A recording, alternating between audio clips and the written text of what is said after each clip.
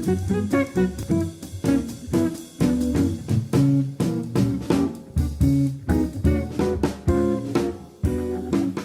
once again, everyone, to the Cronulla Jazz and Blues Festival podcast. As always, I'm your host, Adam Simon from Crowdcast, which we're bringing you from the back row to the backstage, okay, with all the artists set to shake up this year's amazing festival. Today, we're joined by pure rock and roll fire, vintage, a fierce cocktail of vintage, rhythm, roots, and raw energy. And they're going to be delivering that raw energy and sharing with us Friday night, May 30th at Rydges in Cronulla there from 6:30. And best of all, another amazing gig brought to you by the Cronulla Jazz and Blues Festival for free. The lineup is a killer. Katerina Sampanis on powerhouse vocals, Michael Johnson on guitar, Dean Riot delivering the beat on drums, and Sean Super laying it down on the bass. Get ready. It's time to tune in, turn it up with Bang Bang. Guys, Bang Bang, welcome to the podcast. How are you today? Thanks so much for having us. I want to go back to, as Maria von Trapp used to say, or probably Rogers and Hammerstein, let's go back to the very beginning. Where did Bang Bang come together? Okay. Well, when did it come together? I would say it came together last year, mid last year. We'd already all had been playing together in various other bands. And then actually one night I was chatting to Michael. Hello. And I was like, you know what? Let's do something else. Let's do something a bit crampsy, something a bit surf, something a bit more rockabilly. And so we just kind of went from there. And then we were all chatting a bit more about it. And then the name actually came about when Sean and I were having a conversation. Yeah. Looking through records. Yeah. Came across Janice Martin. Yeah. Bang, bang. Bang Bang, I was about to say, yeah. For the title. And then I said, let's put some exclamation points after each bang, bang. And we did that. And see, I've been walking around all morning just saying Bang Bang like Nancy Sinatra thing. It's been going through my head all morning. So, yeah, thanks for that, guys. When I go to sleep tonight, I'll give you a call. You're welcome. Great. You're welcome. You have describe for me, one of you describe for me the sound. Someone said to you, tell us the sound. Where do we put you in a record store? How do we define you? What would you say the sound of Bang Bang is? Oof. It's pretty diverse. I think, if we had to pick one, it would be really vintage rock and roll. But in our own way, with the limitations of our ensemble, just having 4 instruments. But, it is still quite a diverse sound, and we do kind of tap into a few different genres. Yeah, I would say rock and roll if we had to really put ourselves in a box. Mm. It's almost like you defined a genre for yourself, almost like vintage. And vintage, what do they say? What's old is new again. Because that's all coming. I mean, the rockabilly scene, I wasn't aware till about 2 or 3 years ago. Some friends of mine introduced me to like the rockabilly and the vintage rock and roll, the dance scene. It's huge in Australia. It's much bigger than people give it credit for. It's almost like it's hidden in underground clubs and so on. But once you tap into it, it's a massive audience, a massive marketplace. What is it about the connection back to that vintage rock and roll, that 60s sound, that surf sound, the guitars, the mixes of rockabilly? What is it that you think keeps audiences engaged, coming back again and again? It's got a simple beat. I think that's the biggest thing for me. It's so easy to dance to when you play it to an audience that isn't around it a lot. They just instantly know how to groove to it and know how to dance to it because it's simple in that way. But also it's got that like guitar drive. It's got that like solid, back bass that just sits behind it and keeps everyone moving. So it's fun and energetic, but it's simple. And like you said, even people that aren't very familiar with specific songs or even like rhythms and styles, they still get so excited. Yeah, they just know how to dance. Yeah, exactly. It's a primal thing, I think. It locks into people that just want to move, just a primal thing. And I think that's exactly what we're saying there, that people who want to move, you go to clubs and bars and so on, and you see a band there and the people that are sitting there. Yeah. And I guarantee they're not going to work on Monday and someone said, hey, what did you do on Saturday night? I went and sat in the club. Yeah. Whereas here, I went to this amazing band, we got to dance, we met new people. It's a really friendly community too. Absolutely.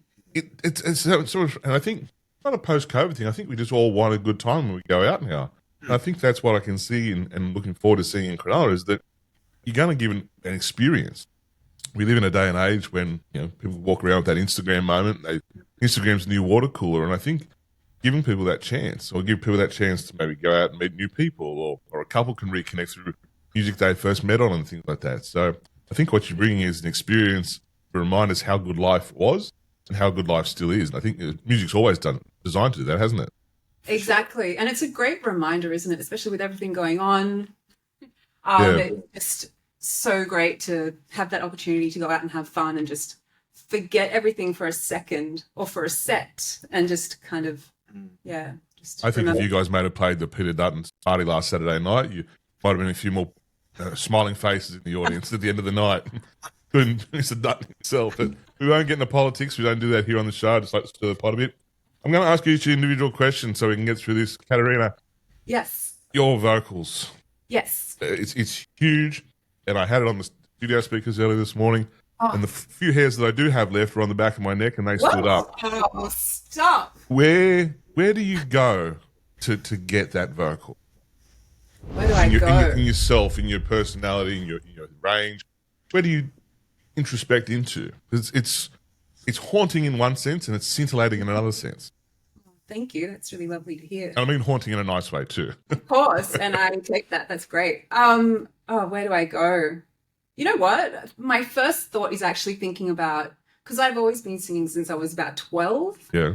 And I've been writing songs at 12. And I think in some moments I really subconsciously I kind of go back to that little idea of, oh, one day I'll do this or one day I'll do that. And then I kind of go there. And then also like current or past things that have happened in my life. And then I guess I'm really big on lyrics. So I really tap into that, whether it be like phonetically, how I'll say them, how I'll pronounce, enunciate everything, but then also how much, how familiar they do sound to me. So I kind of just write that, try to get present and grounded with that. And and then whatever comes out, comes out. Can I ask your surname? Is that from a Greek background? It is. So Sorry. Did you have much connection with like the Greek Rembetika and the Greek singers and so on growing up? Because that's where I thought it came from myself. I am obsessed with, Greek music. So Yes. I was actually thinking on the way here, I was thinking how diverse my song lists all are. Like I can go from listening to Bunny Paul, this rock and roll singer, through to like a really old school 1930s orchestral sifteteli, which is like a Greek type of belly dance.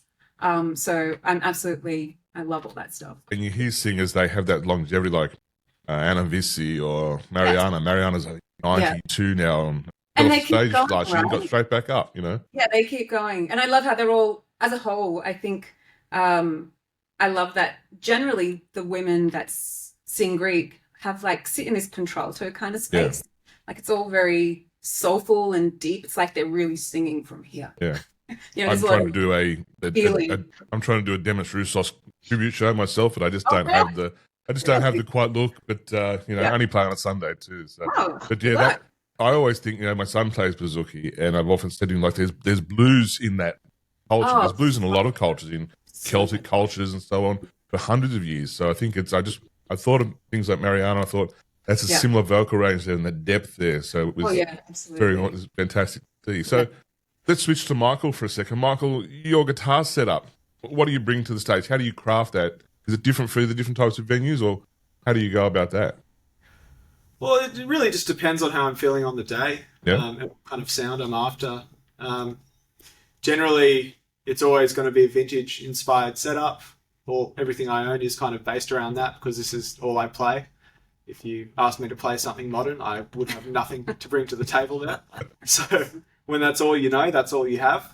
And it's all just based around the sounds from the 30s to the 60s. Mm. And can I just say, as a fellow cowboy boot aficionado, you now have officially got 2025's podcast Best Cowboy Boots. Okay, there we go. They're great. Yeah. Absolutely perfect. I did that years ago, and I met the Spice Girls, and they said, "Oh, what are you wearing?" And I had a pair of white and black cowboy boots on, and they were like, "Where do you get them?" I went, "Oh, Mexico, not a chance." So... But these are from the 70s, I believe. So hats off to you for wearing them. It's fantastic. Although Katarina's got the pretty good shoes on. You two other boys let the team down, but with the tennis shoes. So Dean, let's talk about the rhythm. Dean, how do you lock that energy in for the rhythm beats to capture a live show and drive it?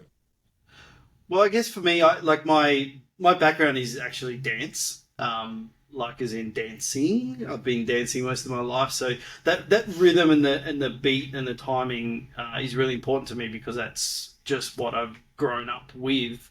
I started playing drums like in high school, and I never really focused on it until recently. So I think that drive really comes from wanting to give people something solid to dance to. That's really it, and tying everyone in together, keeping everyone together, and just like sharp and crisp. That what I like. But Buddy Rich said a similar thing, like it was to tie people. The Tyler went, "Oh, that's that Buddy Rich thing." So yeah, it was, even though you played at 1,000,000 miles an hour, he said my concept was to bring the band and the audience together, sometimes separately and sometimes together. So I think you've nailed that perfectly on the head. And last but not least, the man with the bass, Sean. The bass lines in Bang Bang are massive. I mean, and it's such that vintage era of music. The bass was not only just a instrument, but it's almost like a dance partner for you. It's another person on stage because of its size and It is. the theatrics that can go with it. Where do you draw your groove from?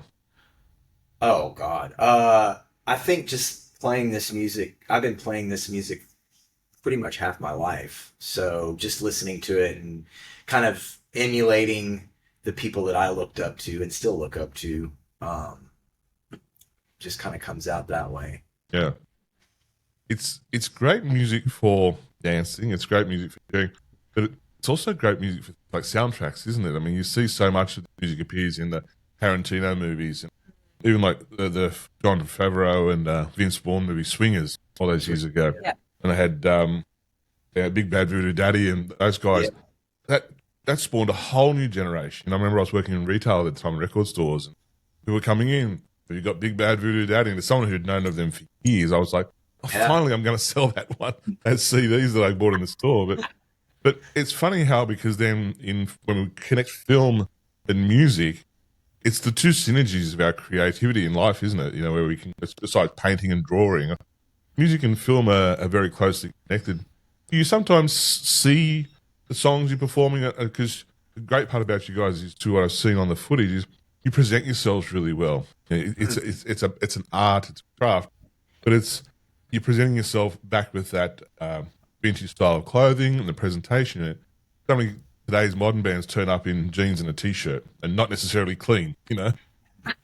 Is the whole package something you see yourself, because you all have a connection to the music as well, not just from performers but your own interests? This music's always been a lifestyle. Yes. Like you're talking about the scene. It's always been one of those things where it's kind of like most people that are into this really get into it, you know, whether it be the clothes, the furniture, just the aesthetic of it all. I think it just draws people. Like if there's ever a case for reincarnation being real, it's like people just get drawn to that era. And so it just all becomes like that one whole package type thing. And so I think it's also because you could, if you get up there and play this type of music, you are projecting a certain type of image. And so, you know, it just like kind of all goes in, and we all love it. Like we just like all love collecting the stuff and finding the stuff and you know, record shopping and all of that. It just kind of all goes hand in hand. Yeah, I guess we generally dress like this every day. So Yeah. It's a lifestyle. Yeah, exactly. It's a lifestyle. The good part about those old records too, and vinyl's everywhere now. You know, everyone's putting out something out on vinyl, but it's the cover art was also that lifestyle, wasn't it, as well? You know, from the Dick Dale album covers, even like through the Sergio Mendes with the cream on the naked lady and so on. I mean, we've lost that, haven't we? Through you're never going to get that cover art as on Spotify or on your phone, and it's, you know, 2 by 2. And again, I think that's the lifestyle where it was art, it was culture. You know, even things like how we had the diners and stuff like that. It's all very important.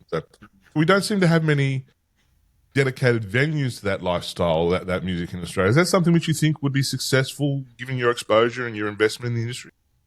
Absolutely. I feel like over time, especially through COVID. Like some places have closed their doors and even closed particular nights that were that geared themselves towards like a 1940s through to 1960s kind of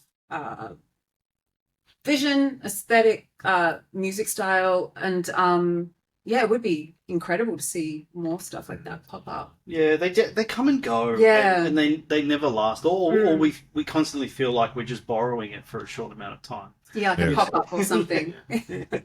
Jeff Trio, if you're listening, open a rockabilly venue, please, or a vintage rock venue, please. And have Okay. us We're ready. With the house band. house band. 2026 festival in Cronulla, Rockabilly Festival, Vintage Rock and Roll Festival. We've had enough of jazz and blues. I'm going to get hunted for that, so I know where I am. So when you guys, I've seen some footage. I haven't been fortunate enough to see you, but I am looking forward to seeing you very shortly. Do you have you seem to have such a synergy on stage. I'm pretty sure you're friends off stage as you are on stage, but is that something where you have that connection so strongly that you just know what each other's going to do, that synergy? Absolutely. Yeah. I think pretty much we've all played together in various different forms countless times. So that's kind of how this started, and it's because we're all mates, we have a great synergy and we're all comfortable together, and Yeah. we all trust each other musically. Yeah. It's just so positive. Like Yes, and we just have fun. Like that's I feel like just on stage, like we're not afraid to just We don't take ourselves too seriously. exactly, hence our name as well. Not saying that we're not serious, but we can laugh. Yeah, exactly. Humility. And see that Katerina just mentioned the name again, and I've gone from Nancy Sinatra to Oh, sorry, Love Shack. Dream for you. So All right. I've got B-52s just run through my head all the time. So Got it. We love okay, it. so we're going to be Rydges. Where are we here on Friday, May 30th? Give us a hint. What can we expect? Let's get as many partners there. What can someone expect if they're going to rock up at Rydges? Oh, let's go around. Let's go Dean first. I'm going to say the slickest beats and the best rhythms. Okay. Yeah. And I'll say you can probably expect me to mess up a few times. Okay. I'm just going to say like loads of energy and just focusing in on what the crowd want as well and kind of feeling it out. Yeah. Energy. Yeah, I was going to say the same thing, unfortunately. But yeah, we're gonna bring like a lot of passion and maybe something a little bit different. I think so. Bring your dancing shoes. Yeah, I was Yeah. about to say, can we dance? absolutely. Oh, Perfect. absolutely. Got to be able to dance. Please. There's a great bar in the city, and I won't say where it is, but great bar in the city. They've got a fantastic bar, live music 3 or 4 nights a week, and it's so small they don't have a license to. They're not allowed to dance as per their public Right. liability. So you've got to go and sit there and watch You're these talking- amazing bands. There quite frequently. There you go. Thank you very much, Sean. But yeah, but you played there as a punter. Like, how frustrating is it to be there and you can't dance? You got to sit down. I mean, it's like, yeah, because like the crowd feeds off the band and the band feeds off the crowd. It's kind of like you said, it's a synergy thing. And when you can't dance or when they can't dance, it's a little. It's hard. It's like a jazz club. Yeah. But I know- when I'm there, I feel like I want to be Kevin Bacon and lead a whole revolution against this That's place. exactly what Have it us all is. big Like- dance, come together, and have the preacher outside telling us to go away. So hopefully we all got the Footloose reference there. We're all that same vintage. So Yeah, look, I'm ready. guys, what about one last question before I ask you? Sorry, second last question. Have you ever thought about going to the studio and putting something like this down on a vinyl concept, on something like that, to really connect with your fans and have that, obviously, the eternal legacy of having the product out there on something like a vinyl record? I've absolutely thought about that. And the idea of also eventually doing some originals as well is something I've thought about. We've thought about. Yeah, I think we kind of gave ourselves a loose target that this year we would have something to give to the people in some way, shape, or form. That isn't just our live show. Yeah. So yeah, it's something to look forward to. It's something we'll be putting together. I definitely think there's a market for it. I've been doing this since I had long black hair and a ponytail and my beard was naturally black. So I've been doing this a long time. I definitely think there's a market for this music and for your band and the energy you bring. It's, you see bands like Scott Bradley's Postmodern Jukebox come and they play the Opera House, you know, and it's an amazing band, but I feel the same sort of synergy with you guys. So I think and that's just off the screen and off the audio I've been given. So I think definitely live, that's something we're all going to get to share and experience. So finally, again, last question. Give me one word each. When you're on stage, things are going right. Sean's not messing anything up. You know? He's remembered to bring the bass, which is always a good move. But We have been, darling. no, it has not. Yeah. Because I switch off between electric and upright. I was about to say the upright bass is like 6 foot tall. Well, I had my upright, and we were playing, and I looked down at the set list, and I went, because there's certain songs that I play electric on, and I turned to Kat, I was like, I forgot my bass. Anyway, it was a long day. That would be a YouTube video for years to come. Years to come. So give me one word each when things are flying. Sean's got his bass and we're all good. One word each. What's it feel like to be a member of Bang Bang on stage? Fun. I'm going to steal that. Fun. Fun. Can I steal it too? No. Fun, exciting. Yeah, lively. Lively. Lively. Okay. Yes. Well done. Michael's gone the whole. Otherwise, Michael, if you had said fun, I was going to press the golden buzzer like I was Simon Cowell, and I we're thought going to go straight through. So, but thank you for picking a different word. So excellent, guys. Thank you so much for your time this afternoon. We can't wait to see you and share the opportunity and experience. So if you're listening, you're watching to this podcast, bring your dancing shoes and 2 pairs of socks, because these guys are going to blow us at least 1 pair of your socks off. So we're going to have a great time. And Cronulla RSL is a great room for us to dance and get together. So we can't wait. Sorry, we're not Cronulla. So we're at Rydges, even better. So we'll cut that bit out. At Rydges, Friday, May 30th, part of the Cronulla Jazz and Blues Festival, 6:30 to 9 p.m. I guarantee we're going to have the crowd at the end doing that one more song, which I hate, but it's a good sign that you've had a great night. So an entry is 100% free. Maybe you could buy the band a drink. That would be a nice thing to do. Or make sure that Sean's got his bass. So everyone bring a bass. you bring a bass, you get it for free. Okay, special. Excellent. So Katarina, Michael, Dean, Sean, thank you so much for your time this afternoon. And we look forward to seeing you guys in Cronulla in a few weeks' time. Thank you so much. We'll see you then. Thanks for having us.